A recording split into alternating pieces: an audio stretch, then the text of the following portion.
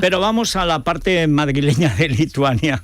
Vamos con Pablo Casado. Bueno, ¿con qué tenías la misma cara que ahora cuando veías el debate del PSOE o todavía más alegre y perplejo? Es decir, ¿qué es lo que te pareció bien y mal de las primarias y luego de los candidatos? Bueno, a mí de las primarias lo que me parece mal es que últimamente no están haciendo mucho bien a los partidos y a los países. Yo creo que en Francia el problema que hubo con Fillon es que no se le pudo remover por haber sido elegido en primarias, y el problema que hubo con Hamon es que era el peor candidato posible para que el Partido Socialista tuviera un resultado normal. En el Partido Socialista, bueno, no tiene muy buen recuerdo de las primarias, y creo que en este caso Sánchez ejemplifica lo que probablemente no convenía al votante socialista. Siempre los votantes de los partidos suelen ser menos radicales que los militantes, eso pasa en todos los partidos, y en el Partido Socialista lo estamos viendo. Lo que vimos ayer, en mi opinión, fue un debate. Nosotros estamos intentando no entrar a valorar la dinámica interna del Partido Socialista. Pero Mariano no se ha ido a China para evitar esa valoración, ¿no? Bueno, estaba el viaje previsto. Yo creo que al Partido Popular, en el fondo, lo que pensamos es que el modelo del Partido Socialista electoralmente no es un riesgo, pero sí que creo que es un riesgo no tener en España un partido socialdemócrata moderado que sea una alternativa al centro-derecha liberal conservador. Eso no es Ciudadanos. Bueno, yo creo que generalmente el Partido Socialista ha jugado ese papel. Ahora veremos qué papel quiere jugar Ciudadanos. Lo que es verdad es que el riesgo que corre el sistema político español es que, si en ausencia de un partido socialista moderado, la izquierda vote más a Podemos, que la verdad es que es una izquierda que no conviene ni como alternativa de oposición. Bien, pero ahí antes citabas lo de Francia, y en Francia precisamente el hundimiento del Partido Socialista ha alumbrado el crecimiento de un centro-izquierda, centro-derecha, porque la verdad es que hará una especie de... No sé si le va a salir, porque va a intentar la cuadratura del círculo, que eso es el centro, ser de izquierdas pero de derechas, o de derechas pero de izquierdas.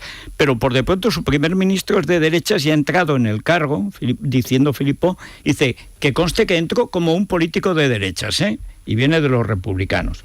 Lo próximo va a ser naturalmente la entrevista estelar de Brigitte con Carla Bruni, para traer a Sarkozy también a las filas de Macron.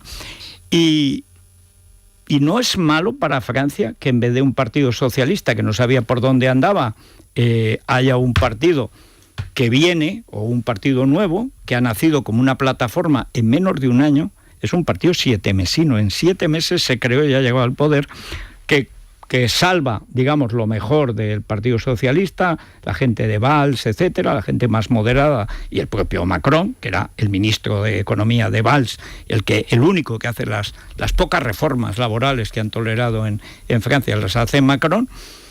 Y para el sistema político no está nada mal que sin primarias o con primarias, de hecho más primaria que irse del partido y crear un partido político, ya no sé qué puede haber, tampoco ha estado tan mal eso. Sobre todo, yo decía antes, ¿por qué la única rendija que tenemos los ciudadanos para veros a los políticos la cara o la trastienda, que son estos debates que en un régimen electoral de listas cerradas y bloqueadas es casi la única defensa que tenemos, porque al final o votamos a un partido o al otro, pero no tenemos posibilidad de elegir ni siquiera dentro de una lista los candidatos que nos gustan. Son cerradas, bloqueadas, hechas por el aparato, es decir, por el líder. No tenemos alternativa, hombre, por lo menos pues veros las costuras, ¿no? Tampoco está tan mal. Tú decías, son malas para los partidos. Pues como creo que el problema de los partidos políticos españoles es que son muy malos para España, no que haya partidos, sino el régimen de partidos que tenemos, a lo mejor es buena para España. En Francia no les ha ido mal el cambio. Yo he dicho que han sido malas las últimas que hemos conocido del Partido Socialista Español y las que hemos visto en Francia. Es verdad que hay un debate...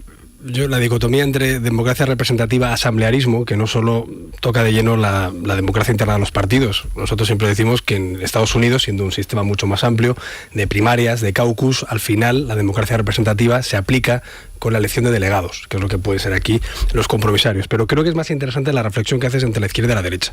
Yo recuerdo ese discurso tan bonito de Reagan en la convención Goldwater, cuando hablaba que ya no hay derecha o izquierda, sino arriba o abajo.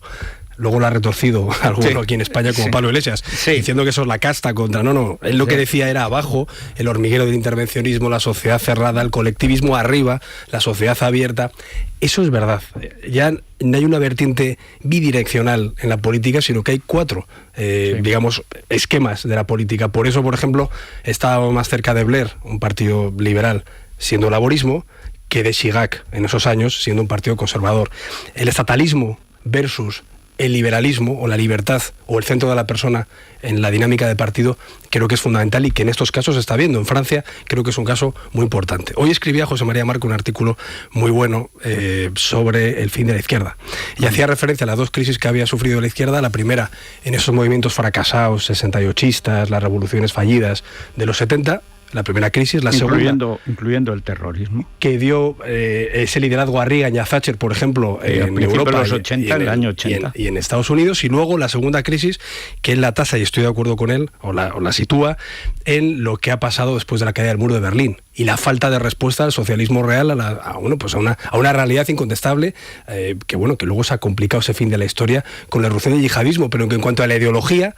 fue el fin de la historia, no había sustitutivo a la ideología del libre mercado. La tercera crisis puede ser la falta de respuestas del socialismo a una crisis económica y financiera que ha demostrado que la culpa no era de quien supuestamente especulaba, la culpa era del regulador, la culpa era de quien dentro del Estado no había hecho los deberes de prevención o de una legislación que tiene que ser escasa pero conocida y cumplida.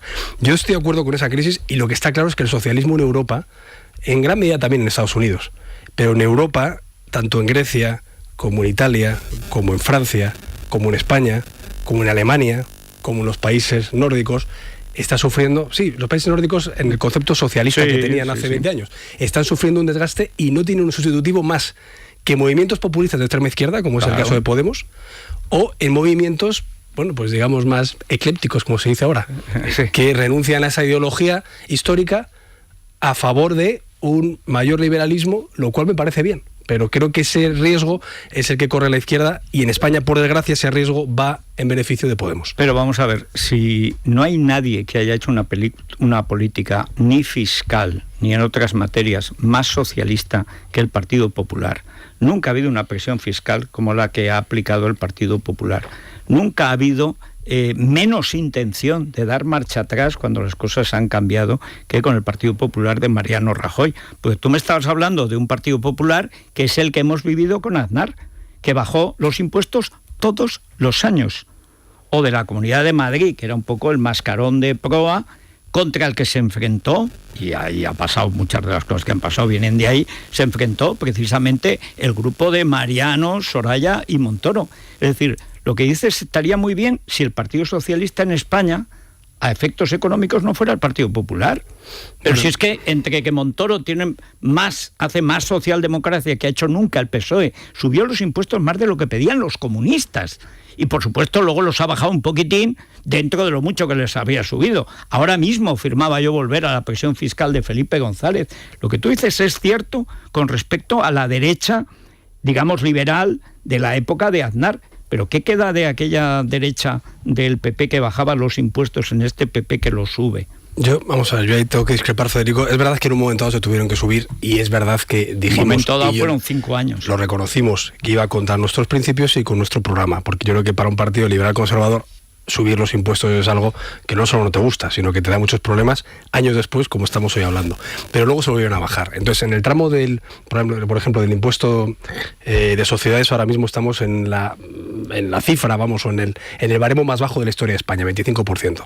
En materia de IRPF... El PP lo quería poner en el 15%, como recordarás. Sí, ese era el programa de Aznar, que era el programa de Reagan, y por cierto, el que se va a aplicar al final en Estados Unidos. Pero...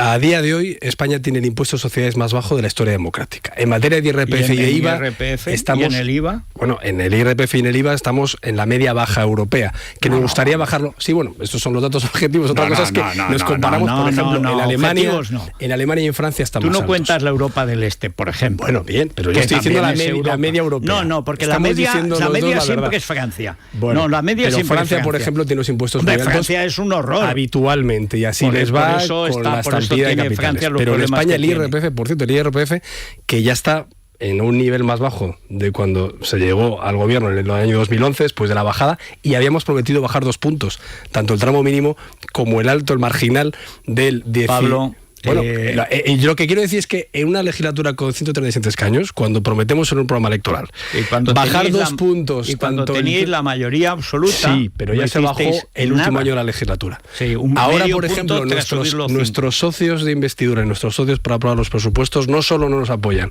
para bajarlos, sino que nos dicen que no se pueden bajar. Eso también hay que decirlo, las responsabilidades son compartidas. A día de hoy, tanto el IVA como el IRPF en España están en el tramo bajo de la media comunitaria y el impuesto a sociedades está en su mínimo histórico. ¿Que nos gustaría bajarlo más? Creo que sí.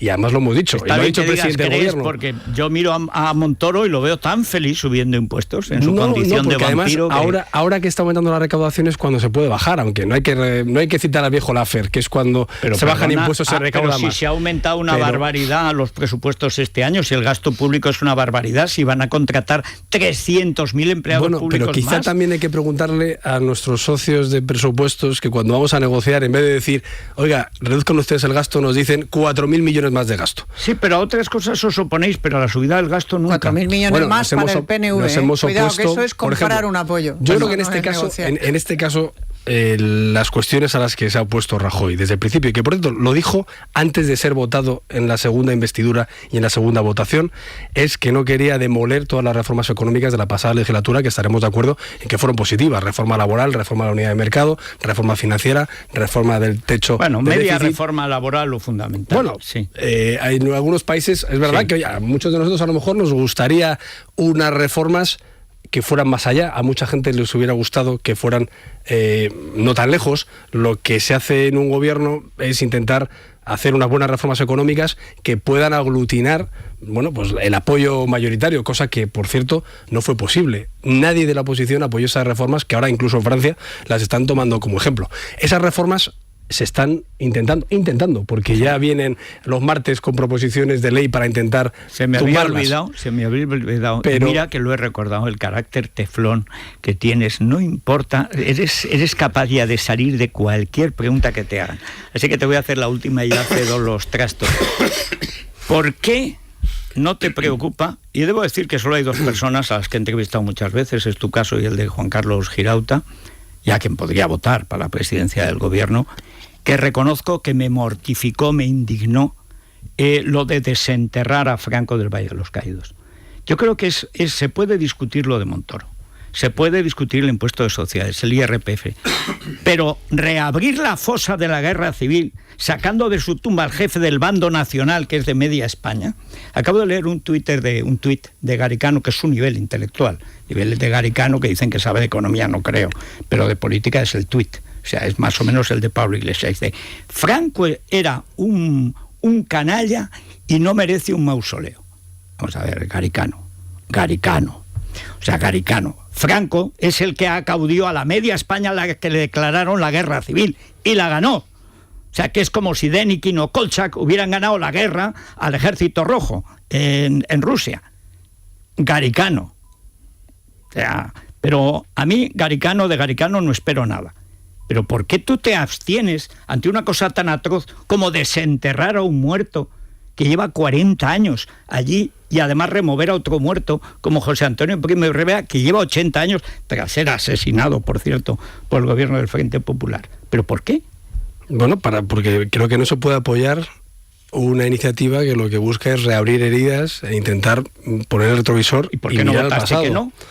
Bueno, porque al final en esa iniciativa lo que se estaba intentando... Que no lo apoyaron me parece bien, pero es que no hay nadie capaz de decir Federico, yo creo que estas iniciativas están claramente formuladas para intentar dividir no solo a la Congreso de los Diputados, dividir a la sociedad española. Entonces yo creo que el voto de algún partido a favor, pues tendrán que rendir cuentas ellos. En nuestro caso lo que justificamos es que no podemos estar en el 2017 hablando todavía de estas cuestiones, sobre todo en un país en el que cualquier familiar que haya querido buscar con apoyo institucional al resto de sus familiares queridos, lo puede hacer. Yo creo que lo que no se puede hacer es intentar reescribir la historia, intentar remover... ¿Pero qué es lo que hicisteis? Votando o atribuyéndoos la capacidad al Congreso de los Diputados, capacidad absolutamente ilegítima e ilegal de sacar a un muerto de la fosa. Pero por eso ha dicho el Gobierno que no se va a aplicar esa resolución, porque la ley de memoria histórica, entre otras cuestiones, no lo contempla. Pero si os abstuvisteis, a mí que hubierais votado que no, digo, hombre, por lo menos alguien salva el honor del Parlamento, que no tiene ninguna facultad ni moral, ni legal,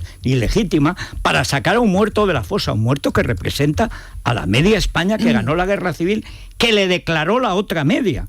O sea, ¿pero cómo es posible? Por desgracia, todos los martes nos encontramos con iniciativas que poco tienen que ver con la actualidad y los intereses de la gente. Y yo creo que al final, quizá lo que más preocupa es iniciativas que sí tienen que ver con el día a día y que son tremendamente, con el día a día, tremendamente perjudiciales. Con el día a día, nos han venido a la derogación, el Parlamento sacando los muertos nos de la ha venido fosa. La derogación de la Ley de Seguridad Ciudadana, que es tan sencilla como, oye, por ejemplo, defender a los policías cuando les están pegando ladrillazos sin casco, y Pablo Iglesias en su programa dice que llora de emoción, sí. O están intentando derribar también las reformas económicas a las que me he hecho referencia, están paralizando la LOMCE, están intentando que no avance la reforma de un sistema de pensiones que es fundamental. Por desgracia, con 137 escaños, algunos acordarán de que las mayorías absolutas no son tan malas, y los bipartidismos o los sistemas bipartidistas tampoco son tan malos. No, son malísimas. Pero la libertad de conciencia, puesto que tu escaño es tuyo, no es de tu partido, exige que en cuestiones de conciencia, porque yo lo sé, que tú estás en contra de abstenerte, tú hubieras votado no, sin la disciplina de partido. Pues no es de las iniciativas que más, digamos, de los plenos que más dificultades me han dado. Yo creo que, no, sinceramente. Es una cosa. Lo digo sinceramente, en fin. O sea, esta legislatura, y yo hay veces que cuando estamos en un comité de dirección y preguntamos, oye, las ruedas de prensa los lunes, que son complicadas, y a veces se pregunta, ¿qué contestamos de esto? Y a veces alguno dice, pues que tenemos 137 escaños. Es que claro, gobernar así es muy complicado. Y insisto, alguno se acordará del multipartidismo. Considerando sí, pero, el latrocinio que ha traído consigo las mayorías absolutas, yo creo que son lamentables. En uno y en otro. Yo quiero preguntarle al vicesecretario de Comunicación por esas grabaciones que conocimos entre Mauricio Casals, gran factotum del grupo A3 Media y consejero público de la vicepresidenta Soraya Sáenz de Santa María, y este directivo del canal de Isabel II, Edmundo Rodríguez, en el que hablaba de la operación Sándwich, llevada a cabo con éxito para dividir al PSOE, utilizando para ello los medios de comunicación del grupo y especialmente La Sexta, porque eso es en gran medida lo que ha llevado al PSOE a la situación en la que estamos, a Podemos a la situación en la que está, etcétera, etcétera, y eso se ha hecho evidentemente con la connivencia del PP, o por lo menos de una parte del PP. Y yo, como en tu calidad de vicesecretario de Comunicación, te quería preguntar, ¿qué te parece y qué experimentaste al oír esas grabaciones? Bueno, 3 reflexiones. La primera, que experimenté, pues preocupación, porque se sigan filtrando información o grabaciones sujetas a secreto de sumario. Eso por la filtración, en primer lugar. No por el contenido. En segundo lugar, la segunda reflexión es, nadie aguanta una conversación privada ni con tu abuela. O sea, habrá que ver exactamente en qué términos hace la conversación, si lo que está diciendo es real e incluso si lo que está diciendo se estaba haciendo. Y en tercer lugar, yo no soy partidario de sillas vacías, ni en Es Radio, ni en La Sexta, ni en ningún medio de comunicación. Y no creo en las estrategias. Radio debe ser de los únicos de tu partido. Pero yo creo que no conseguimos un ministro desde que perdieron la mayoría absoluta. Yo creo que hay que estar en los sitios a los que se invita. Yo no sé exactamente si hubo operación sándwich o bocadillo, no lo sé. Yo he ido a La Sexta igual que voy a Es Radio, y en este caso sí que tengo que decir, y le escucho a Paco Maruenda en este programa explicarlo, que esas grabaciones están, no sé si dijo sacadas de contexto, o por lo menos extractadas, de manera que a lo mejor no es exactamente. Ya te digo yo que Abieto, a ver, a mí no nos oirías decir eso. Ya te digo yo, ni loco, ni sacado de contexto, ni sin sacar, ni a Federico, por supuesto. A mí, en una conversación privada, saber, cuando nos grababan a todos, en tiempos del PSOE, yo siempre metía morcillas sobre la vida privada de Narcís Serra y de otra gente, en parte reales, en parte inventadas, porque como la obligación legal es transcribirlo todo, oye, nunca jamás me llevaron a juicio, pero qué cosas llegué a decir. Ahora, lo que ella te ha preguntado no es solo si eso, y estoy de acuerdo, las filtraciones están demostrando, por cierto, con la complicidad y la posibilidad absoluta de la Fiscalía y del Consejo del Poder Judicial, que no han hecho absolutamente nada. El otro día veía al fiscal general del Estado pidiendo a vosotros, a los diputados, que le deis herramientas para que él pueda actuar dentro de la Fiscalía, pero por los clavos de Cristo. Pero ella te ha preguntado por algo que venimos denunciando en muchos medios desde hace tiempo. Y es que para favorecer al PP se ha hipertrofiado de una manera brutal mediante dos cadenas, que son la Sexta y la 4, que durante 24 horas apoyan a Podemos, es decir, la destrucción del orden constitucional español. Y que eso es responsabilidad del Partido Popular es tan cierto como que las concesiones y el duopolio y la publicidad, que este año les ha hecho ganar más dinero que el que juntan todos los medios juntos a Antena 3 y a Mediaset, es un apaño de Zapatero y luego consagrado en estos 6 años ya que lleva Rajoy en el poder. O sea, esa responsabilidad de convertir a Podemos del 10% del PC, que es lo que ha tenido siempre, en el 20%, es vuestra. Yo recuerdo cuando yo iba a La Sexta Noche, todas las semanas, estuve 2 años yendo casi todos los sábados, y luego en una charla al director de esa cadena le preguntaron si era verdad que habían favorecido a Podemos, y sacó unas cifras oficiales, yo no tengo por qué cuestionar, en la que decía quiénes eran los políticos que más habían ido a ese programa por horas, y decía Antonio Miguel Carmona, Alberto Garzón, yo debía aparecer por ahí. No aparecían las noticias. Es decir, ninguno habíamos, es decir, ni Alberto Garzón ni Antonio Miguel Carmona había llegado a ser líder de su partido, ni le habían ido bien sus elecciones o a lo que se sometía. Yo lo que quiero decir es que los informativos jamás criticaré a un medio de comunicación por su línea editorial, y yo desconozco si hay algo en la línea empresarial, cosa que por cierto tengo a bien de no hablar con los editores, sino hablar con los propietarios de los medios y con las personas con las que trabajo. No, porque además te grabarían, o sea, mejor que no lo hagas. Bueno, pues ya he dicho que lo mejor, que voy a tomar también ese consejo que me has dado. No, mete cualquier aunque cosa. La verdad es que yo tengo pocas cosas interesantes que grabar. No, pero inventa de los demás, es una protección. Pero es muy grave, Pablo, muy bien eludido, pero no es se grave. puede analizar el caso de 2 televisiones y del duopolio que ha favorecido inexplicablemente, porque no hay explicación alguna, y si es por dejación es tremendo todavía la situación de duopolio que hay en España, donde además no tiene nada que ver con unos señores que se juegan en el kiosco su patrimonio, ni tiene nada que ver con otro tipo de situaciones. Lo del duopolio, Televisión en España, manteniendo además que Televisión Española, que se necesita una televisión pública de verdad, no sea financiada con recursos de la publicidad, ahí tiene una responsabilidad el gobierno de Mariano Rajoy como ningún otro gobierno en la historia. Los otros también ayudaron, y eso le tienes que añadir Endesa, a eso le tienes que añadir otros medios de comunicación en propiedad italiana, a eso le tienes que añadir la última operación por quedarse con Abertis. Es decir, hombre, si no hay una estrategia de país, y si vosotros pasáis frívolamente con una anécdota de Carmona y de ti haciendo horas, eso es un fragmento del problema. El problema es muchísimo más complejo, muy complejo, y vosotros no podéis mirar por otro lado. Y además, no es cierto lo que dice Mauricio Casals en la grabación. Es cierto lo que dice, y además no hay que quitar. Hay cosas que se pueden quitar de contexto, eso de corazón y no sé qué tal, pero decir que está funcionando eso no se quita de contexto. El sándwich no, porque es así. Es decir, lo que ocurre es que Mauricio Casals dice eso, y se lo dice a Soraya Sáenz de Santa María con mucha frecuencia para justificar el mal que están haciendo. Entonces, cuando ella protesta, que esa es la verdadera historia, de, oye, ¿qué estáis haciendo, Mauricio? Os viene bien. Es mentira. Mira, quien defiende a todos no defiende a nadie. Métete eso en la cabeza. Quien quiere agradar a todo el mundo no agrada a nadie. Bueno, con Soraya nunca se meten bien. Cuando en política creéis que todo es igual, es mentira, Pablo. O se tienen principios o no se tienen. De verdad. Eso de voy a defender a todos, pues nada, no te está defendiendo. Sí, no, sí. Os estáis equivocando, no os están defendiendo. Os estáis a unos más que a otros radicalmente. El Partido Popular con el grupo A3 Media y con ese grupo se equivoca radicalmente. No os defienden nada. Pero os ha perjudicado seriamente, y ha perjudicado una cosa muy importante: la convivencia entre los españoles. Exacto. Porque es una máquina de generar odio. Una máquina de generar odio.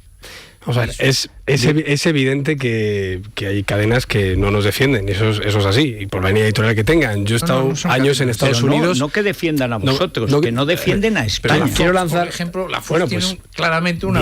Y no se pone el señor Murdoch a defender. Bueno, pero yo no creo que al señor Murdoch le llame el Partido Demócrata a decirle que en la Fox tienen que hacer una cosa u otra. O sea, yo lo que quiero decir. Uy, que no. Pues bueno, como grabáramos a Fox y, a Murdoch y a Wendy. Y a Wendy. Fíjate, si le llamaba que Blair estaba con Wendy, o sea, más intimidad no cabe. Gran Bretaña sí que son un poco más heterodoxos. Sí, es que la ventaja de Murdoch es como Berlusconi, que tiene más poder, por cierto, en España que en Italia. Y entonces habla con según gente de qué país. Berlusconi era el hombre del Partido Socialista italiano, aquí fue el hombre del Partido Socialista, ahora resulta que es con el duopolio el hombre del Partido Popular, y mañana será el hombre de Gengis Khan o el padre de Atila. Pero el problema de fondo que plantea Vieito es que la supervivencia de medios de comunicación independientes, en esa línea de que somos amigos, de que la gente, el dinero está mejor en el bolsillo del ciudadano, etcétera, no solamente es muy difícil, es que está convirtiéndose en imposible, técnicamente en imposible, gracias a vuestra política. Yo el otro día lo explicaba ya Maruenda, que claro, defiende su empresa, no la va a criticar y acabar en el INEM como no sé, como Pachi López cualquier día, y encima, por lo menos Maruenda tiene 3 carreras, el otro tiene un curso de ingeniería, imagínate. Y bueno, pero vamos a ver, aquí el problema de fondo es que cuesta Dios y ayuda, y con este Papa te traiciona a Dios y ayuda del gobierno no tienes ninguna, para sacar adelante un medio basado en tus ingresos. Pero las concesiones de televisión y las concesiones de radio son políticas. Exacto. En España no existe la propiedad privada de medios de comunicación, ni en radio ni en televisión. Cuando tú dices que no te metes con empresas, no. Tú no te metes con concesiones políticas. No existe la empresa privada en la televisión ni en la radio. Son concesiones políticas que se mantienen por razones políticas o por la corrupción puramente técnica de los políticos que las dan. Existe la propiedad privada en los medios de papel y en los medios de Internet. Punto. Nada más. No es verdad que existan empresas privadas en radio y en televisión.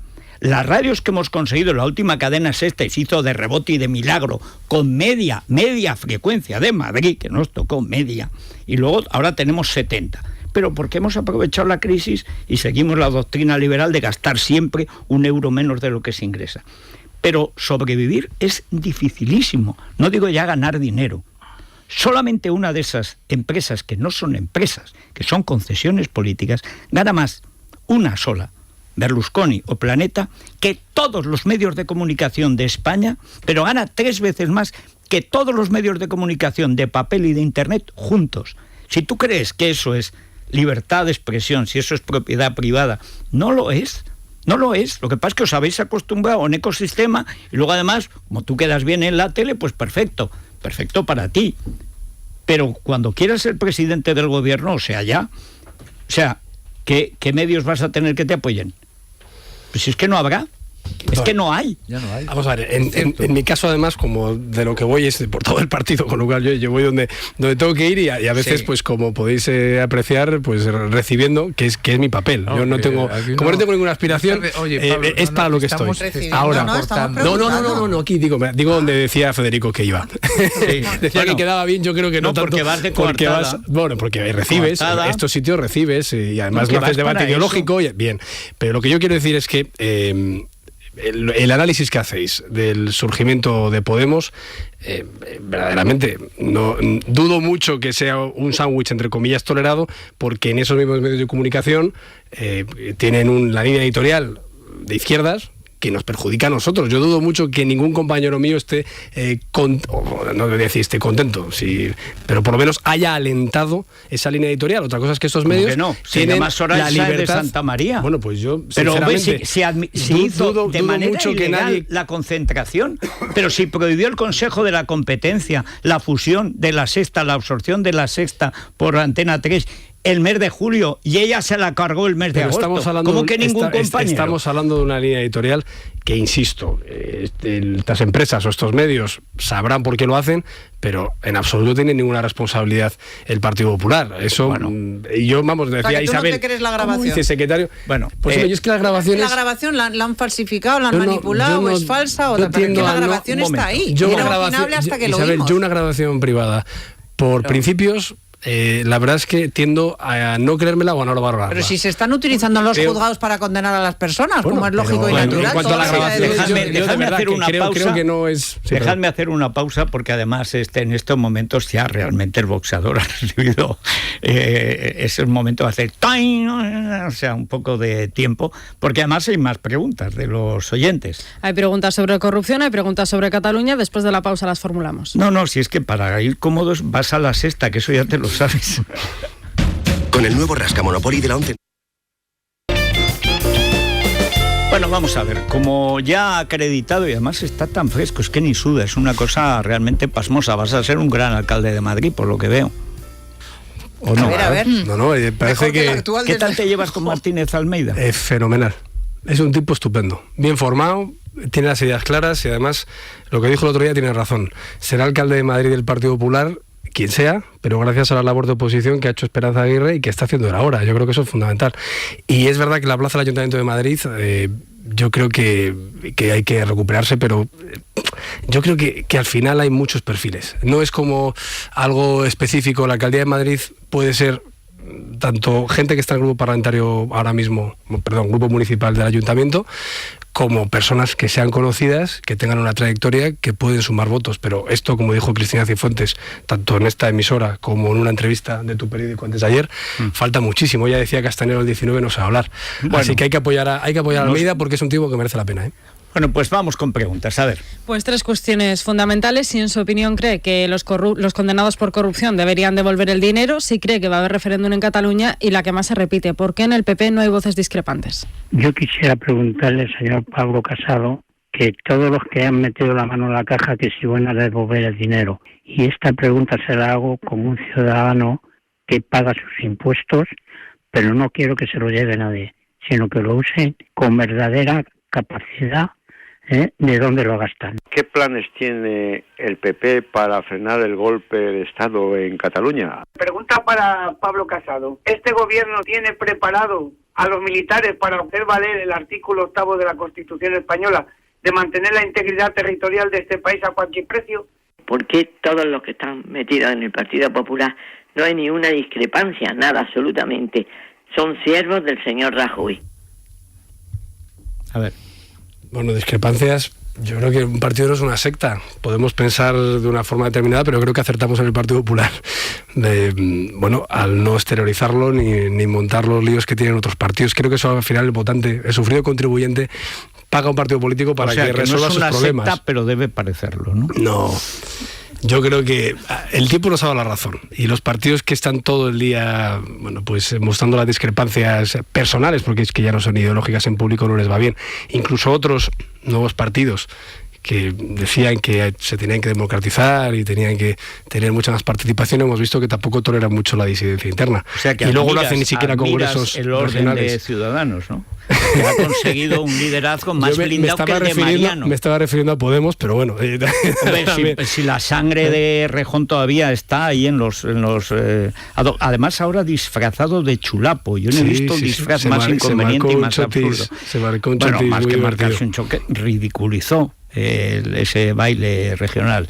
Pero en fin, vamos a lo de la corrupción, porque antes citabas lo de Martínez Almeida, la oposición, lo que ha sido la política de la Comunidad de Madrid, en parte del Ayuntamiento, pero especialmente de la Comunidad de Madrid, que ha sido con diferencia lo mejor, por no decir casi lo único bueno que se ha hecho en la España de las malditas 17 pirañas autonómicas, tanto en la gestión del dinero público como en la concepción de lo que tiene que ser la relación de la sociedad con el sector público. Bueno, y el saldo es que en 20 años ha pasado Madrid de ser la quinta comunidad a la primera con mucha diferencia. Luego algo se ha hecho bien. Cuando tú ves que en todos estos casos de corrupción, que algunos sonrojan por lo zafios, o sea, lo de cobrar comisiones en Venezuela, en la Venezuela chavista, yo reconozco que ahí se te caen los palos del sombrajo, porque hay gente que has conocido, que has entrevistado, como te estoy entrevistando, y dice, pero no puede ser. O sea, bueno, robar, todo el mundo tiene una debilidad,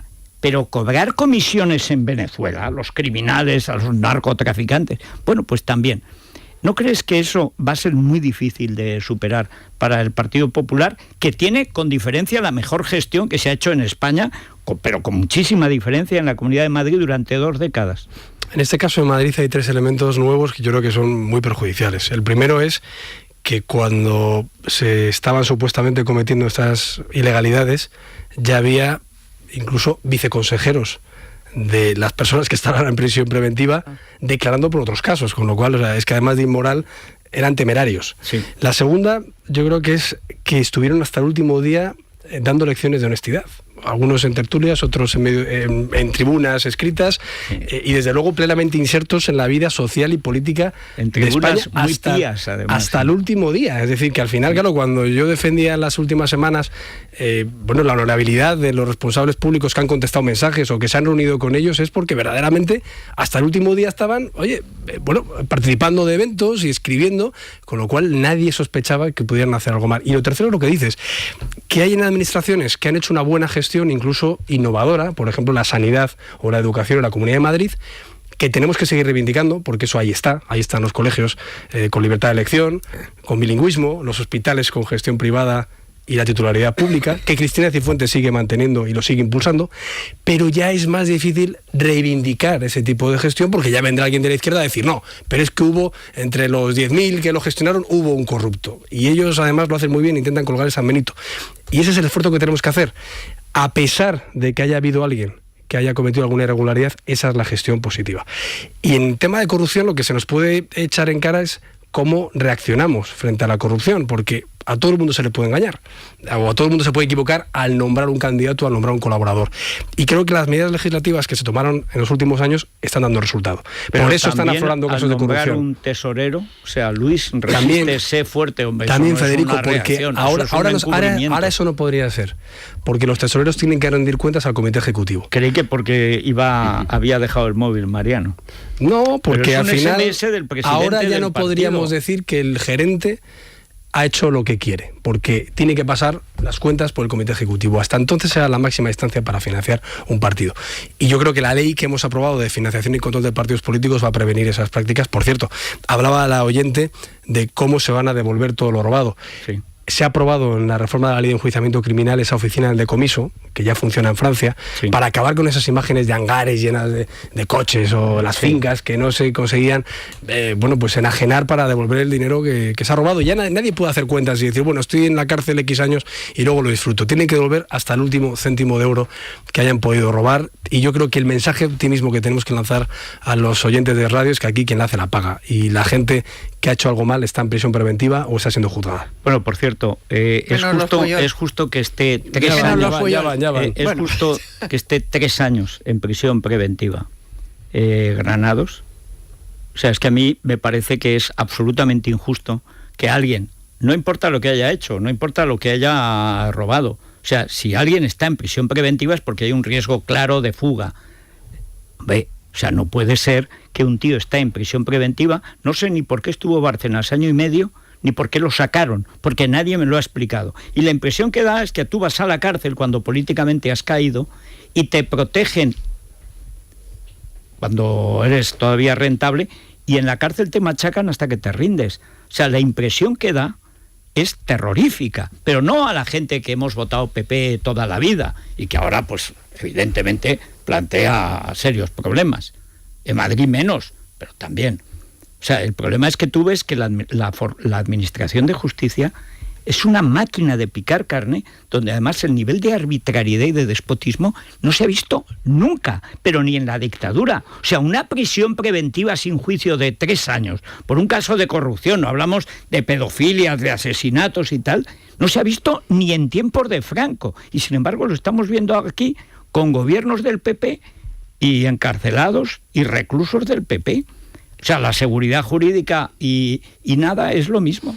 Bueno, yo no voy a entrar a valorar lo que decida un juez, pero es curioso... No, si es que no decide, lleva 3 años sin decidir. Esto que has dicho sucede al mismo tiempo que todo el mundo está diciendo que es que con el Partido Popular nos intentamos tapar... No, perdona, las personas que han pertenecido al partido, que han traicionado las siglas y que se han enriquecido de forma ilícita, perteneciendo a un cargo público después de haber ido a una lista electoral con las siglas del Partido Popular, pues están, por ejemplo, en prisión preventiva durante todos estos años. Es decir, que nadie podrá decir que no están actuando los fiscales, los jueces, la policía y la Guardia Civil con plena independencia y con plena severidad. No, independencia no. Lo que actúan es con absoluta arbitrariedad, porque son del PP, porque a los Puyol no los han tocado en 35 años. Bueno, parece que ya empiezan a desfilar. Ya cuesta, que están imputados todos. Y ha entrado uno. Y al cabo de... Cuando ya llevaba blanqueados 3 millones de euros desde que estaba siendo investigado. 14, pero 3 desde que había empezado a ser investigado. 14 en 5 meses.